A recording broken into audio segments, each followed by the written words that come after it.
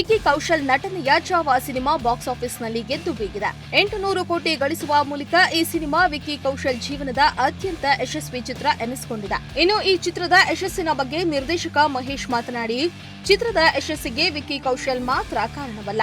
ಅವರು ನಟಿಸಿದ ಛತ್ರಪತಿ ಸಂಭಾಜಿ ಮಹಾರಾಜ್ ಪಾತ್ರ ಯಶಸ್ಸು ಗೆದ್ದಿದೆ. ಇದು ಕೇವಲ ಮಹಾರಾಷ್ಟ್ರದಲ್ಲಿ ಮಾತ್ರವಲ್ಲದೆ ಇಡೀ ವಿಶ್ವದಲ್ಲಿಯೇ ಯಶಸ್ಸನ್ನ ಕಂಡಿದೆ. ವಿಕ್ಕಿ ಕೌಶಲ್ ಅವರ ಅದ್ಭುತ ನಟನೆ ಕೂಡ ಸಿನಿಮಾ ಗೆಲುವಿಗೆ ಕಾರಣ ಅನ್ನೋದನ್ನ ಸ್ವತಃ ವಿಕ್ಕಿ ಕೌಶಲ್ ತಿರಸ್ಕರಿಸುತ್ತಾರೆ. ಇನ್ನು ನನ್ನ ಮಹಾರಾಷ್ಟ್ರ ಹಿಂದಿ ಚಿತ್ರರಂಗವನ್ನ ಉಳಿಸಿದೆ. ಗೆಲುವಿನಲ್ಲಿ 8% ಕ್ರೆಡಿಟ್ ಮಹಾರಾಷ್ಟ್ರಕ್ಕೆ ಸೇರಬೇಕಾಗಿದೆ. ಹಲವು ಸೋಲುಗಳಿಂದ ಕಂಗೆಟ್ಟಿದ್ದ ಬಾಲಿವುಡ್ಗೆ ನಮ್ಮ ಚಾವಾ ಸಿನಿಮಾ ಮತ್ತೆ ಜೀವ ಕೊಟ್ಟಿದೆ ಅಂತ ನಿರ್ದೇಶಕ ಮಹೇಶ್ ತಿಳಿಸಿದ್ದಾರೆ.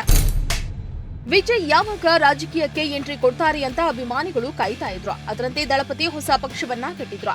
ಇದೀಗ ಆ ಪಕ್ಷದ ಪ್ರಚಾರದಲ್ಲಿ ತೊಡಗಿದ್ದಾರೆ. ಈ ವೇಳೆ ಹುಚ್ಚು ಅಭಿಮಾನಿಯೊಬ್ಬ ದಳಪತಿಯನ್ನ ನೋಡ್ಲೇಬೇಕಂತ ಮರದಿಂದ ಚಿಕ್ಕಿದ್ದಾನೆ. ಈ ವಿಡಿಯೋ ಈಗ ಸೋಷಿಯಲ್ ಮೀಡಿಯಾದಲ್ಲಿ ವೈರಲ್ ಆಗ್ತಾ ಇದೆ. ಕೊಯಮತ್ತೂರಿನಲ್ಲಿ ವಿಜಯ್ ಪ್ರಚಾರ ಕಾರ್ಯಕ್ರಮದಲ್ಲಿ ಭಾಗಿಯಾಗಿದ್ರು. ವ್ಯಾನ್ ಮೇಲೆ ನಿಂತು ಜನರ ಕಡೆ ಕೈ ಬೀಸ್ತಾ ಇದ್ರು. ಈ ವೇಳೆ ಓರ್ವ ಅಭಿಮಾನಿ ಮರದಿಂದ ಜಿಗಿದು ವ್ಯಾನ್ ಏರಿದ್ದಾನೆ. ಆತನ ವರ್ತನೆ ಕಂಡು ವಿಜಯ್ ಒಮ್ಮೆ ಶಾಕ್ ಆಗಿದ್ದಾರೆ. ಬಾಲಿವುಡ್ ಹಿರಿಯ ನಟ ಪರೇಶ್ ರಾವಲ್ ಹಲವಾರು ಹಿಟ್ ಚಿತ್ರಗಳನ್ನ ನೀಡಿದ್ದಾರೆ. ತಮ್ಮ ವೈಯಕ್ತಿಕ ವಿಚಾರಗಳಿಂದಲೂ ಆಗಾಗ ಸುದ್ದಿ ಆಗ್ತಾನೆ ಇರ್ತಾರೆ. ಅಂತಹದೇ ಒಂದು ವಿಚಾರ ಈಗ ದೊಡ್ಡ ಸುದ್ದಿ ಆಗ್ತಾ ಇದೆ. ಪರೇಶ್ ರಾವಲ್ ಇತ್ತೀಚೆಗೆ ಅಪಘಾತಕಾರಿ ವಿಷಯವನ್ನ ಬಹಿರಂಗಪಡಿಸಿದ್ರು. ನಾನು ಕುಡಿಯೋದು ನೀರನ್ನಲ್ಲ, ಬದಲಿಗೆ ನನ್ನದೇ ಮೂತ್ರವನ್ನ ಎಂದು ಶಾಕ್ ನೀಡಿದ್ದಾರೆ.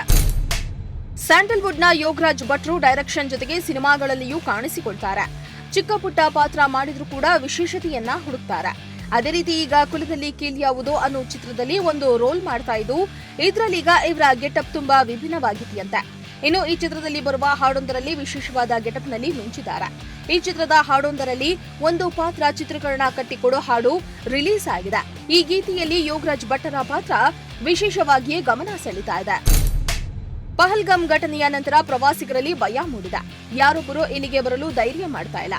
ಇದರಿಂದ ಪ್ರವಾಸೋದ್ಯಮವನ್ನೇ ನಂಬಿಕೊಂಡಿದ್ದ ಸ್ಥಳೀಯರು ಭಯ ಬಿದ್ದಿದ್ದಾರೆ. ಆದರೆ ನಟ ಅತುಲ್ ಕುಲಕರ್ಣಿ ಅವರು ಜಮ್ಮು ಕಾಶ್ಮೀರಕ್ಕೆ ತೆರಳಿದ್ದು ಪ್ರವಾಸಿಗರ ಬಳಿ ಇಲ್ಲಿಗೆ ಬರುವಂತೆ ಕೋರಿದ್ರು. ಭಯೋತ್ಪಾದಕ ದಾಳಿಯಿಂದಾಗಿ ಅನೇಕ ಜನರು ಕಾಶ್ಮೀರಕ್ಕೆ ಹೋಗಲು ಹೆದರುತ್ತಾ ಇದ್ದಾರೆ. ಕೆಲವರು ಮತ್ತೆಂದು ಕಾಶ್ಮೀರಕ್ಕೆ ಹೋಗೋದಿಲ್ಲ ಎಂದು ಶಪಥ ಮಾಡಿದ್ದಾರೆ. ಸ್ಥಳೀಯರು ಮಾತ್ರ ಇಲ್ಲಿಗೆ ಬರುವಂತೆ ಕೋರ್ತಿದ್ದಾರೆ.